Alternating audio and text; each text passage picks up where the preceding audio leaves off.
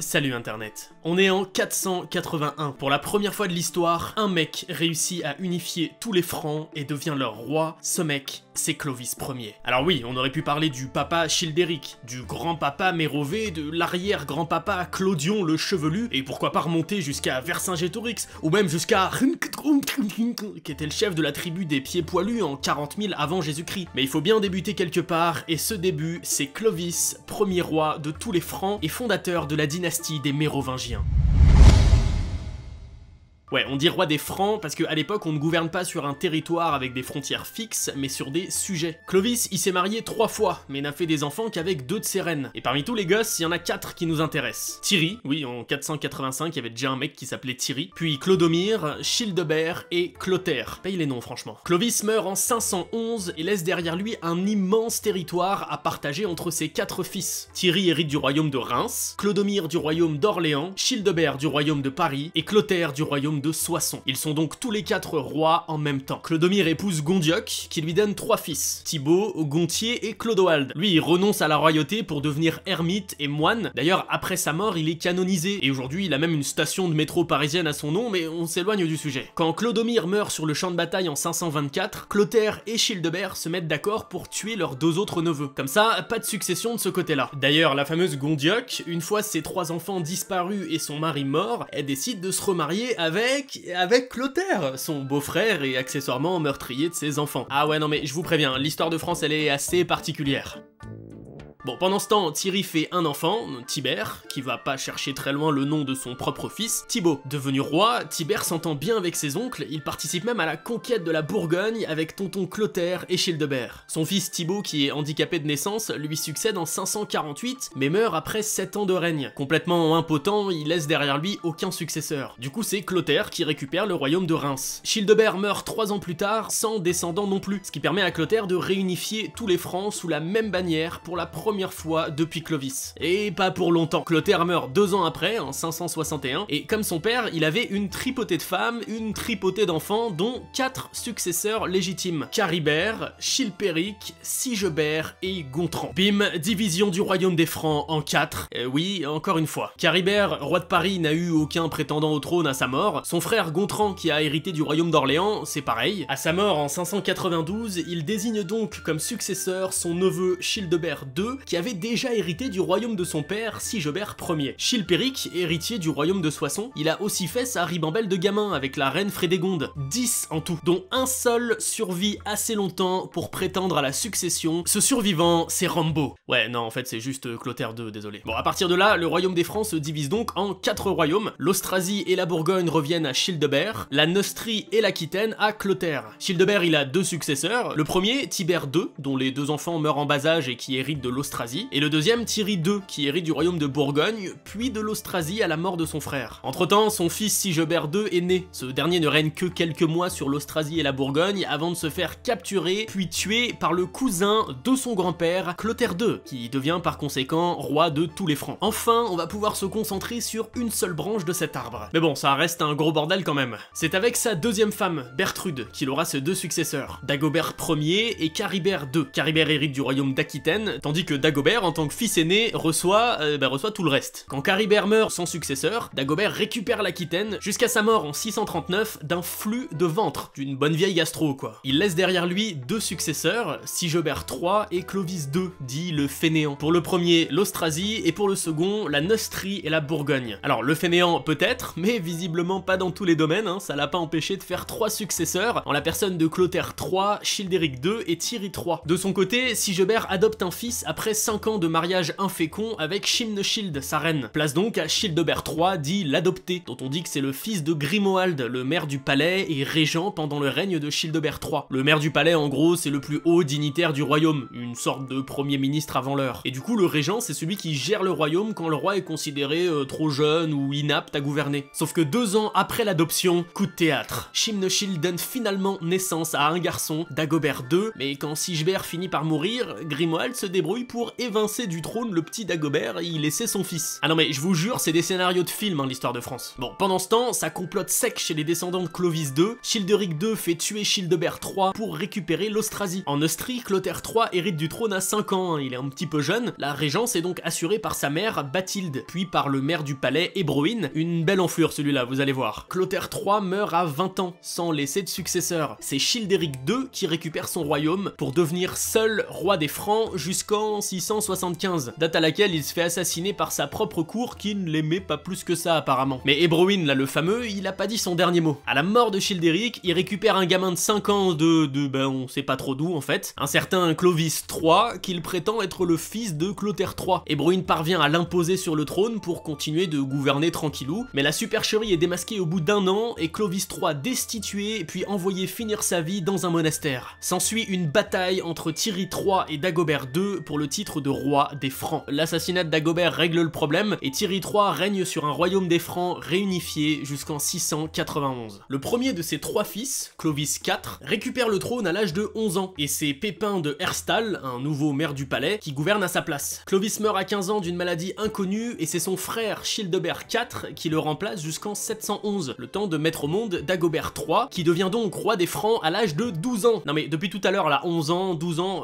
à cet âge-là, limite je pissais encore au lit, les mecs ils gouvernaient un royaume. Bon ok, ils mouraient 3 ans plus tard, mais quand même c'est cool de gouverner un royaume à 12 ans. Pépin de Herstal décède et c'est son fils aîné Charles Martel, le fameux Charles Martel, qui prend sa place en tant que maire du palais. 1 an plus tard, Dagobert III passe l'arme à gauche et là ça devient compliqué. Enfin, je veux dire encore plus compliqué que depuis tout à l'heure. Chilpéric II, qui est le fils probable de Childéric II, bah il est proclamé roi de Neustrie en 715, aux grandes dames de Charles Martel qui veut imposer Clotaire IV comme unique roi des Francs. S'ensuivent de sanglantes batailles, d'où Martel et Clotaire sortent victorieux. Sauf que, pas de bol, Clotaire malade meurt en 719. Chilpéric saute sur l'occasion, il demande des excuses auprès de Charles Martel et est proclamé roi des Francs. Bon, il en profitera pas très longtemps, hein, puisqu'il meurt sans descendant 2 ans plus tard. C'est donc Thierry IV, du haut de ses 8 ans, qui reprend le flambeau. Et si t'as un petit peu compris comment ça se passait à l'époque, tu te doutes qu'il a été placé là par Charles Martel, qui de fait règne officieusement sur tout le royaume. En fait, Charles Martel est tellement puissant qu'à la mort de Thierry IV, il ne juge même pas bon de désigner un nouveau roi. C'est ce qu'on appelle l'interrègne. De 737 à 743, le royaume des Francs n'a de royaume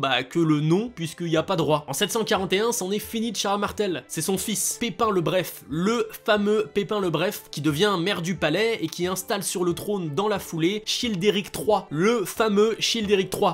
Non, là je rigole, j'avoue, je savais pas qui c'était, et même à l'époque, personne savait qui c'était. Quoi qu'il en soit, il le laisse régner pendant 8 ans avant de le destituer et de se proclamer roi lui-même, parce que pourquoi pas. Mais cette décision, elle est pas anodine, hein, parce que c'est alors le début d'une nouvelle ère, les Carolingiens. La dynastie carolingienne commence sans Pépin, sauf un seul, Pépin le Bref, accompagné de sa reine, Bertrade de Laon, dite Berthe au grand pied. Attention, hein, au singulier le pied, faut croire que l'autre était petit. Le couple a 2 enfants, Charles et Carloman. À la mort de leur père, les deux se partagent le royaume des Francs, qui ne reste pas divisé très longtemps. Au bout de 3 ans de règne, Carloman Ier meurt à 20 ans, sans enfant. Pendant 43 ans, Charles, qui se fait appeler Charles le Grand, gouverne donc seul tout le royaume des Francs. Ce sera l'un des règnes les plus longs de notre histoire, ce qui lui permet de conquérir un immense territoire. Et Charles le Grand, je t'assure que tu le connais. En latin, son nom, ça donne Carolus Magnus, soit Charlemagne. Ah, et au passage, Charlemagne est sacré empereur d'Occident en l'an 800, mais on va se contenter du royaume des Francs, hein, c'est déjà suffisamment complexe comme ça. Tout empereur qu'il est, Charlemagne n'est pas immortel et meurt d'une pneumonie en 814. Il a eu 17 enfants avec 7 femmes différentes, la principale étant Hildegarde de Windsgau, qui a enfanté son seul successeur sur le trône, Louis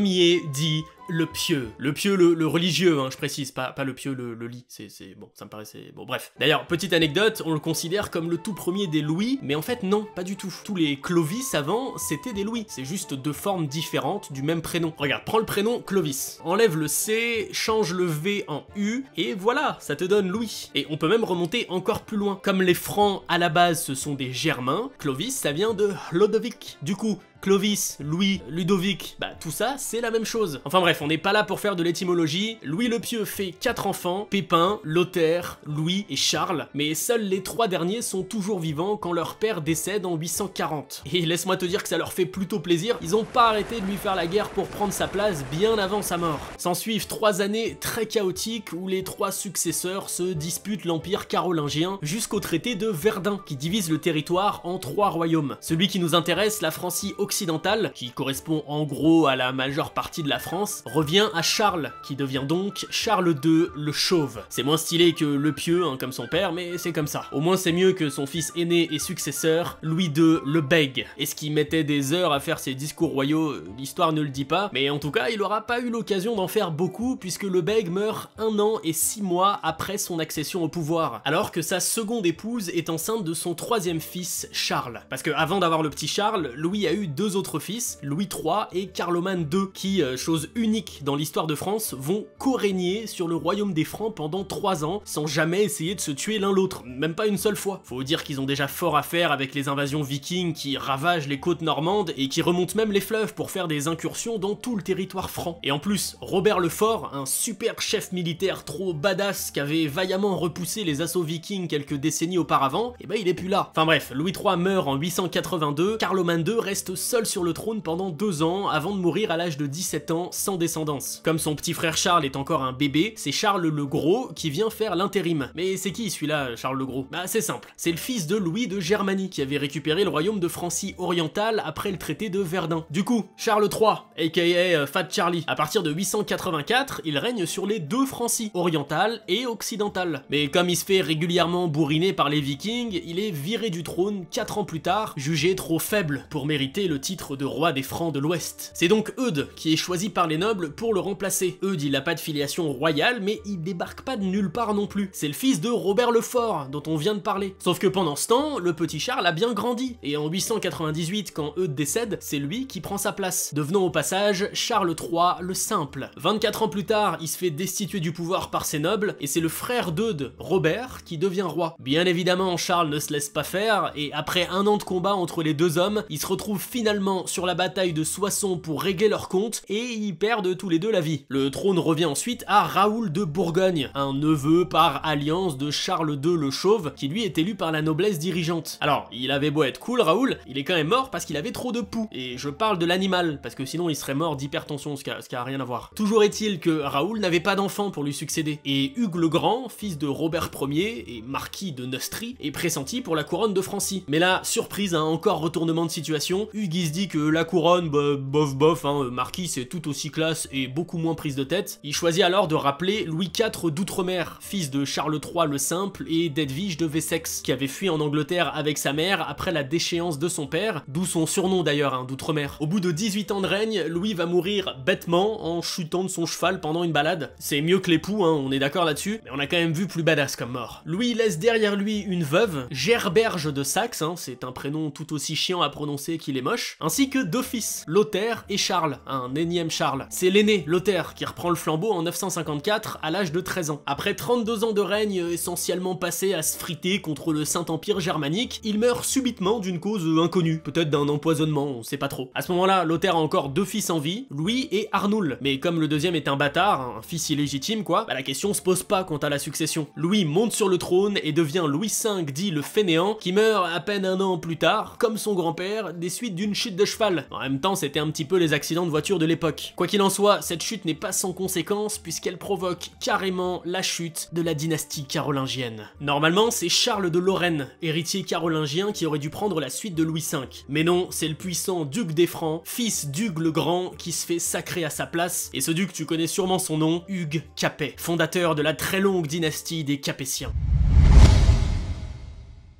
Avec son épouse, Adélaïde d'Aquitaine, Hugues a plusieurs enfants, dont un seul garçon, Robert II le Pieux. C'est donc lui qui va malheureusement devoir faire face au grand bug de l'an 1000, mais heureusement pour lui, Internet n'a pas encore été inventé, donc ça va. Robert II va rester à la tête de la Francie occidentale pendant 35 ans, accompagné de sa fidèle reine Constance d'Arles. Un règne si long qu'il va co-régner avec son fils aîné, Hugues, qui mourra avant son père. 2 de ses frères, Henri et Robert, sont néanmoins toujours vivants en 1031, quand la couronne est à pourvoir. Leur père avait désigné Henri comme successeur, au grand en dame de sa mère qu'il trouvait beaucoup trop efféminé pour mériter le titre de roi des Francs. Alors il était peut-être efféminé, mais Henri Ier a quand même régné pendant 29 ans, et pour l'époque c'est pas rien. Après lui s'ensuit une longue période où clairement les rois de France n'avaient plus trop envie de se fouler pour trouver un nom pour leur successeur. Philippe, Louis, Louis, Philippe, Louis, Louis, Philippe, Philippe, Louis. Mon Dieu, ce qu'il est loin, le temps des Sigebert, Childéric et autres Caribert. Vient ensuite Jean Ier, dit le posthume. Posthume parce qu'il est né quelques mois après la mort de son père, ce qui en fait d'ailleurs le seul roi de l'histoire de France à avoir régné de sa naissance à sa mort. Bon ok, c'est aussi le règne le plus court de l'histoire puisqu'il est mort 4 jours après sa naissance, mais quand même, c'est un record. C'est donc son oncle, Philippe, dit le Long, qui hérite du royaume. Son règne ne dure que 6 petites années, ce qui reste quand même vachement plus long que celui de Jean, hein, je te l'accorde. Pas de bol pour Philippe, il a 4 enfants quand il décède, mais aucun garçon. C'est son frère, Charles IV le Bel, qui prend sa place. Le grand comeback des Charles, qui avait disparu de la circulation depuis Charles III le Simple, il y a plus de 350 ans. Un retour plutôt éphémère, puisque comme son prédécesseur, Charles IV meurt après 6 années passées sur le trône. Or, il n'a aucun successeur légitime. C'est donc la fin de l'ère des Capétiens et le début de l'ère des Valois.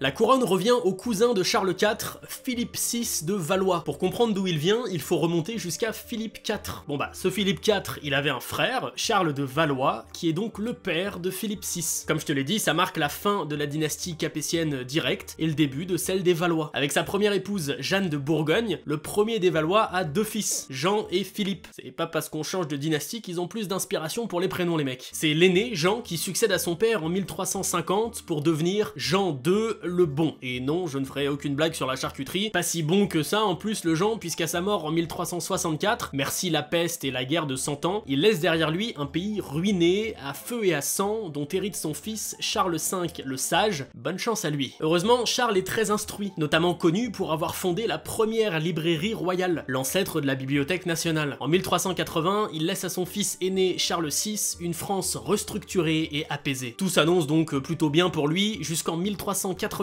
quand sa schizophrénie se déclenche. Il attaque sa propre troupe et tue 4 personnes avant d'être maîtrisé. Considéré trop instable pour assurer le pouvoir, hein, ça se comprend un petit peu, ce sont ses régents qui le feront à sa place jusqu'à sa mort en 1422. Un seul de ses fils est encore en vie à ce moment-là, il s'agit de Charles VII, dont le règne est indissociable de l'épopée de Jeanne d'Arc. Avec son épouse Marie d'Anjou, ils font plus d'une dizaine d'enfants, mais seulement 2 garçons sont toujours là quand leur père décède en 1461. Louis XI le Prudent, le fils aîné qui accède donc au trône, et Charles, qui ne cessera de comploter pour renverser son frangin sans jamais y parvenir. Pas de ça pour la prochaine génération, puisque Louis XI n'a qu'un seul fils, Charles VIII. Ce dernier épouse Anne de Bretagne, mais meurt sans successeur, à seulement 27 ans, après s'être pris une poutre dans le crâne en courant rejoindre une partie de jeu de paume. C'est plutôt ballot. Faut donc aller chercher un cousin éloigné de Charles VIII, descendant de Charles V, qui prend le nom de Louis XII, le père du peuple. Et tant qu'à faire, pourquoi ne pas se marier avec Anne de Bretagne, la veuve de son prédécesseur? Mais comme avec ce dernier, les seuls enfants survivants qu'Anne lui fera sont des filles, Claude et René. Résultat, aucun successeur pour assurer la lignée. Il faut donc remonter à nouveau l'arbre pour trouver un autre cousin de Louis XII, François Ier, qui prend la relève et se marie au passage avec Claude. François Ier, j'imagine que le nom te parle, hein, c'est le roi emblématique de la Renaissance française qui a gouverné de 1515 jusqu'à sa mort en 1547. Son fils aîné, François, ayant disparu peu après sa 18e année, c'est le cadet Henri II qui lui succède. C'est ce dernier qui s'est notamment marié avec la fameuse Catherine de Médicis, reine de France connue pour sa longévité. La preuve, après la mort de son mari des suites d'un accident lors d'un tournoi de chevalerie, elle supervise les règnes des 3 prochains rois, à savoir ses 3 fils. Son fils aîné tout d'abord, François II, qui décède à 16 ans après une petite année passée sur le trône. Son frère Charles IX n'a que 10 ans quand il le remplace, et c'est une nouvelle fois Catherine de Médicis qui tire les ficelles jusqu'à sa majorité. Charles meurt en 1574 en ne laissant derrière lui qu'un seul fils illégitime, c'est donc Henri III qui débarque, 3e et dernier fils de la reine Médicis. Les deux vont d'ailleurs mourir la même année, en 1589. La première, de vieillesse hein, quand même, tandis qu'Henri III se fait sauvagement assassiner par Jacques Clément, un moine qui en voulait au roi de délaisser les fondements du catholicisme. Pour l'anecdote, après s'être pris un coup de couteau dans le ventre, Henri III a giflé son agresseur avant de s'exclamer « Ah, méchant, tu m'as tué !» Bon, c'est pas pour me moquer, mais on a quand même connu des ultimes répliques un petit peu plus classe.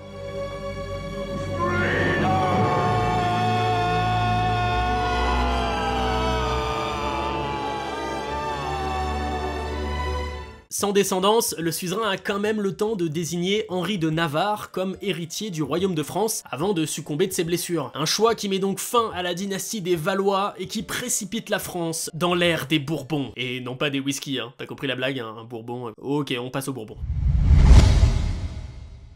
Henri de Navarre, connu sous le nom d'Henri IV le Grand, ne vient pas non plus de nulle part. Mais il faut remonter très loin dans notre arbre pour retrouver sa trace. C'est l'arrière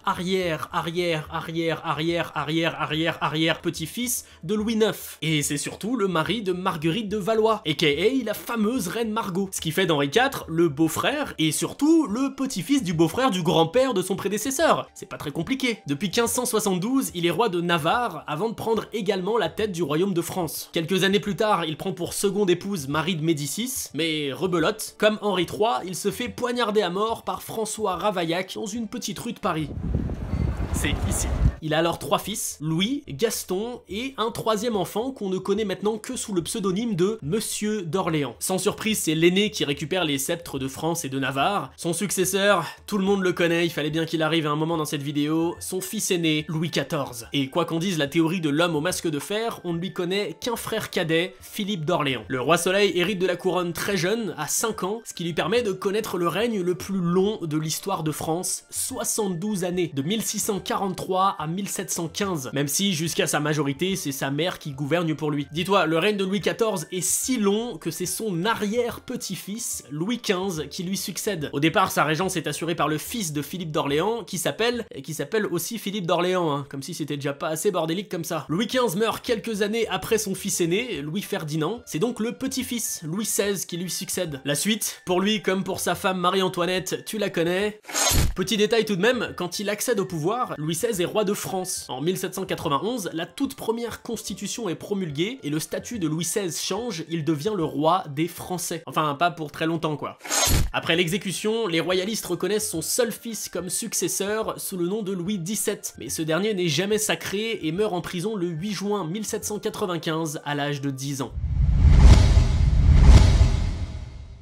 Pour la première fois de son histoire, la France va tester un tout nouveau régime politique, la République, mais c'est pas le sujet. Nous, ce qui nous intéresse, ce sont les monarques. Et il faut pas attendre très longtemps pour en retrouver un à la tête du pays. Le 2 décembre 1804, Napoléon Bonaparte se fait sacrer empereur. Un peu moins de 10 ans plus tard, il est déchu par le Sénat. Napoléon abdique, mais essaye quand même de mettre au pouvoir son fils, Napoléon II, qu'il a eu il y a 3 ans de ça avec sa seconde épouse, Marie-Louise d'Autriche. Et c'est un échec. C'est finalement à Louis XVIII que revient le pouvoir en 1814. Lui, c'est le frère cadet de Louis XVI. Son règne ne va pas durer très longtemps, hein, à peine plus d'1 an, puisqu'il s'enfuit quand il apprend le retour de Napoléon Ier. Ce dernier récupère le pouvoir pour une période de 100 jours avant de devoir à nouveau abdiquer. Louis XVIII flaire le bon coup et fait son retour sur le trône. Il est le dernier monarque de France mort au pouvoir. C'est son frère, Charles X, qui lui succède et devient donc roi de France à 67 ans. 6 ans plus tard, il se fait renverser par une nouvelle révolution qui porte sur le trône Louis-Philippe Ier, dit le roi citoyen. Louis-Philippe Ier, c'est l'arrière-petit-fils de Philippe d'Orléans, hein. Tu te souviens, le régent au début du règne de Louis XV.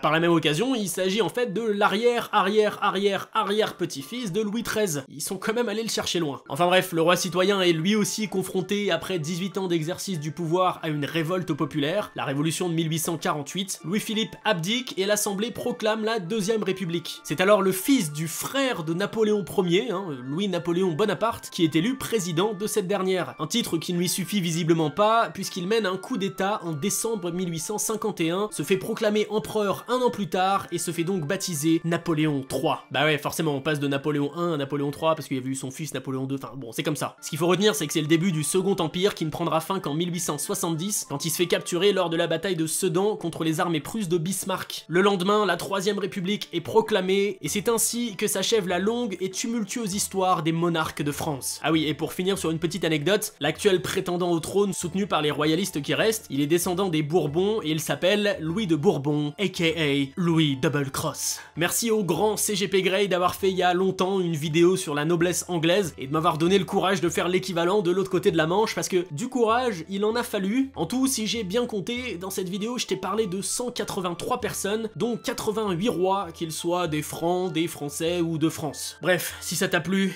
mets-moi un petit pouce bleu, abonne-toi et à très vite pour une prochaine vidéo. Salut Internet.